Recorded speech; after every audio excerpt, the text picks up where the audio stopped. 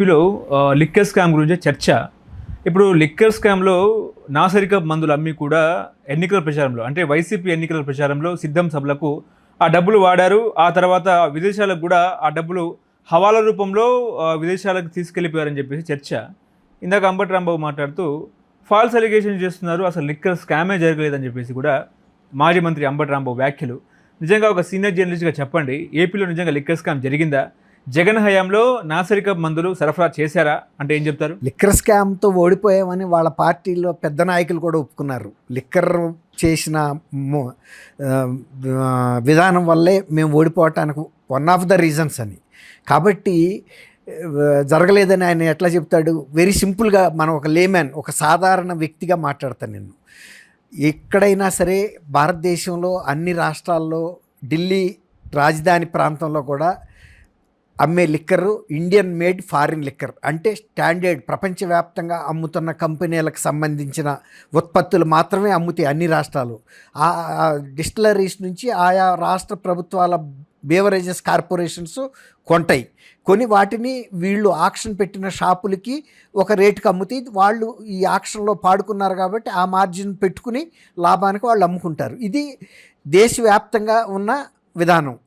ఆంధ్రప్రదేశ్లో వైఎస్ఆర్సీపీ ప్రభుత్వం వచ్చిన 10 రోజుల్లోనే జగన్మోహన్ రెడ్డి గారు వీళ్ళని పిలిచి ఈ లిక్కర్ బ్యాచ్లో ఉన్న వ్యక్తుల్ని, విజయసాయిరెడ్డి గారిని దానికి కన్వీనర్గా, అంటే నువ్వే చూడు, తర్వాత కశిరెడ్డి రాజ్ వీళ్ళందరినీ పిలిపించి, వాసుదేవరెడ్డిని, తర్వాత వాళ్ళ ఐఏఎస్ ఆఫీసర్ని కృష్ణమోహన్ రెడ్డిని, తర్వాత వీళ్ళందరూ చాణక్య, ఎవరైతే ఆయనకు అంతరంగికులు ఉంటారో వాళ్ళకి ఇంత బాధ్యత అప్పచెప్పటం ఏంటి? అది ఎక్కడ నిర్ణయించాలి? మద్యం విధాన నిర్ణయం అనేది క్యాబినెట్లో నిర్ణయించాలి, శాసనసభలో చర్చించాలి. ఆ శాసనసభలో చర్చించినప్పుడు ప్రతిపక్షాలు కూడా వాళ్ళ అభిప్రాయాలు తెలియజేస్తాయి. అసలు ఆల్ టుగెదర్గా ఈ బ్రాండ్ అన్నిటినీ బ్యాన్ చేసేసేయండి, మనం కొత్త బ్రాండ్లు సృష్టిస్తాము అంటే, ఇప్పుడు ఈ గుడంబాకిను లేకపోతే నాటు సారాకి వీళ్ళు కాసిన మద్యానికి తేడా ఏం లేదు. కేవలం ఇంగ్లీషు అక్షరాలు ఉండ లేబుల్స్ అతికిచ్చారు అంతే. అవి కూడా 3 క్యాపిటల్స్ అని, ప్రెసిడెంట్ మెడల్ అని, వాళ్ళ ఇష్టం. 3 క్యాపిటల్స్ ఎట్టాగు పెట్టట్లేదు కాబట్టి ఈయన చూసి ఆనందించమని. కేవలం జరిగింది కుంభకోణం మాత్రమే. అసలు కుంభకోణమే లేకపోతే స్టాండర్డ్ మద్యాన్ని సప్లై చేస్తే వాళ్ళకి వచ్చిన నష్టమేముంది? ఇప్పుడు 33,000 మంది చనిపోవాల్సిన అవసరం ఏముంది? చిన్న వయసులోనే భర్తలు పోగొట్టుకుని వితంతువులు అవ్వాల్సిన అవసరం ఏముంది? అసలు ఇండియన్ మేడ్ ఫారిన్ లిక్కర్ తాగే నా అక్క చెల్లెళ్ళు పసుపు తాళ్ళు తెగిపోతున్నాయి అని కదా జగన్మోహన్ రెడ్డి గారు బాధపడింది. అలాంటి పరిస్థితి రాకూడదు. అసలు మద్యంతో నడిచే ప్రభుత్వం ఒక ప్రభుత్వం అని కూడా హేళనగా మాట్లాడాడు కదా, కరెక్టే, తప్పులేదు. తర్వాత నేను కనుక మన ప్రజా ప్రభుత్వం కనుక వస్తే నేను 4 ఏళ్లలో 25% చొప్పున 4 ఏళ్లలో మద్యం దుకాణాలన్నింటినీ తీసేస్తాను. 5వ సంవత్సరం వచ్చేటప్పటికి కేవలం 5 స్టార్ హోటళ్లలో మాత్రమే మద్యం దొరుకుతుంది, బయట ఎవరు కూడా కొనుక్కోకూడదు. ఈ లోపులో కూడా మద్యం అందరూ కలిసి వెళ్ళి తాగేస్తున్నారు తొందరగా అని వాళ్ళకి అందుబాటులో లేని విధంగా పెడతా అన్నాడు. ఇప్పుడు మన ఇంట్లో పిల్లలు ఉండారనుకోండి, మనం చక్కెర డబ్బా ఎక్కడ పెడతాం? చేతికి అందేటట్టు పెట్టాం. పై అరలో పెడితే అందదు. అట్లాగే మీ భర్తలకు అందకుండా ఎక్కువ రేటు నిర్ణయిస్తాను, వీళ్ళు తాగరని చెప్పాడు. తాగటానికి అలవాటు పడినాడు, ఒక పీట తెచ్చుకునైనా కూడా అందుకుంటాడు. ఇప్పుడు అదే జరిగింది. ఎక్కువ డబ్బు పెట్టి తాగారు, తాగినా కిక్ రాలేదు. ఎందుకు రాలేదంటే మంచి బ్రాండ్లు కాదు, వీళ్ళు ఒక చిల్లర బ్రాండ్లు రేటు పెంచడం వలన ఆర్థికంగా దెబ్బతిన్నారు కుటుంబాలు. తర్వాత క్వాలిటీ తగ్గించి చిల్లర బ్రాండ్లో ఫ్లేవరును రంగు వేసి అమ్మటం వలన ఆరోగ్యాలు దెబ్బతిన్నాయి, కిడ్నీలు చెడిపోయినాయి, రకరకాల నర్వస్ సిస్టమ్ పోయింది. జంగారెడ్డిగూడెం దగ్గర కూడా డజన్ల కొద్దీ మనుషులు చచ్చిపోయారు, అనేక సార్లు చచ్చిపోయారు. కానీ స్లో పాయిజన్ లాగా ఇంకా చాలామంది చచ్చిపోయారు. మరి ఆయన ఒక 25% కాదు, ఒక 2% అన్న మద్యం షాపులు తగ్గించాడా? పెరిగినాయి. దాని వలన ఆదాయం పెరగటం వలన దాని మీద అప్పులు కూడా తెచ్చాడు ఆయన. దాన్ని మాకు ప్రతి సంవత్సరము మద్యం మీద ఇంత ఆదాయం వస్తుంది కాబట్టి దాని మీద 25 సంవత్సరాలకు సరిపోని అప్పులు తెచ్చాడు. కాబట్టి ఆయన మద్యపాన నిషేధం, సంపూర్ణ మద్యపాన నిషేధం పెడతానన్న మనిషి ఎందుకు పెట్టలేదు? దాని మీద ఆదాయం గవర్నమెంట్కి అని కాదు, వాళ్ళకి వ్యక్తిగతంగా కూడా రాబట్టే దాన్ని 3 పువ్వులు 6 కాయలుగా పూయించారు.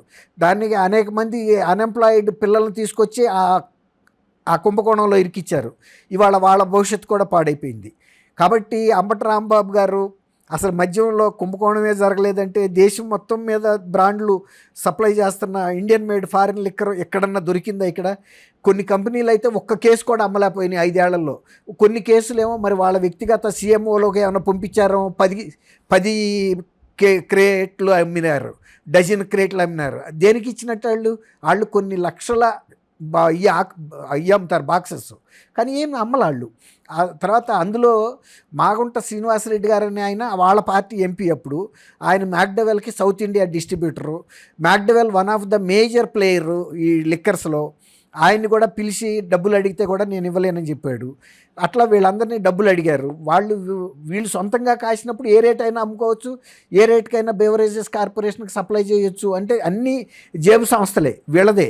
కాబట్టి ఆ సంస్థలు ఏవి కూడా ఆంధ్రప్రదేశ్లో వీళ్ళకి అలివి కాని కమిషన్లు ఇచ్చి వాళ్ళు ఏం లాభం తింటారు? వాళ్ళు స్టాండర్డ్ ప్రోడక్ట్ ఇవ్వాలి అక్కడ. కాబట్టి అందుకే చాలా కంపెనీలు ఆంధ్రప్రదేశ్ వైపు 5 సంవత్సరాల పాటు అమ్మకపోయినా పర్వాలేదు, మేము వీళ్ళకి మామూళ్ళు ఇవ్వలేమని పక్కకు తప్పుకుని వెళ్ళిపోయారు.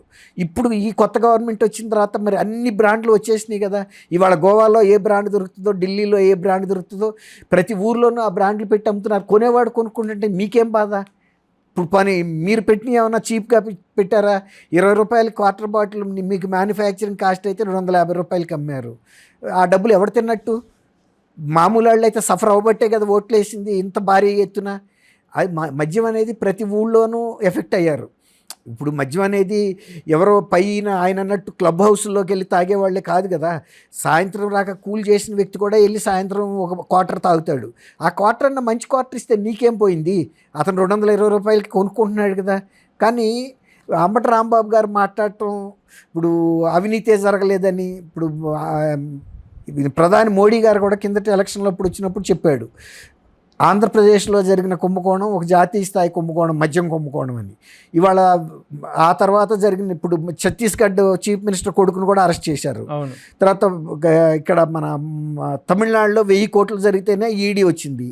తర్వాత ఢిల్లీలో మనకు తెలుసు 500-600 కోట్ల రూపాయలు జరిగినా కూడా సీఎంని, డిప్యూటీ సీఎంని, అందులో కింగ్ పిన్గా వ్యవహరించిన కవితని, తర్వాత మొత్తం అంతా కథంతా బయటికి తీసుకొచ్చారు. ఇవాళకి ఇక్కడ ఈడీ దాంట్లో ఎంటర్ అవ్వకుండా ఇవాళ ఎవరో మినిస్టరో ఎమ్మెల్యే సోమిరెడ్డి చంద్రమోహన్ రెడ్డి అనుకుంటాను, ఈడీని ఎంటర్ అవ్వమని కోరుతున్నాడు. ఈడీ ఎంటర్ అవ్వాలంటే సెంట్రల్ గవర్నమెంట్ కాన్సెంట్ ఉండాలి. మిథున్ రెడ్డి కూడా అరెస్ట్ చేసే అవకాశం ఉంది. ఎవరిని? మిథున్ రెడ్డిని. అవును, ఆయన కూడా సరెండర్ అవుతాడని అంటున్నారు వచ్చి. ఎందుకంటే ఆయన చాలా పెద్ద ప్లేయర్ అందులో. ఒకవేళ అయినా కూడా ఇప్పుడు రాక కూడా అరెస్ట్ అయితే చేయటానికి వీళ్ళు ఇంత సుముఖంగా లేరు. మరి ఎందుకు మేనమేషాలు లెక్క పెడుతున్నారో మనకు అర్థం కావట్లేదు.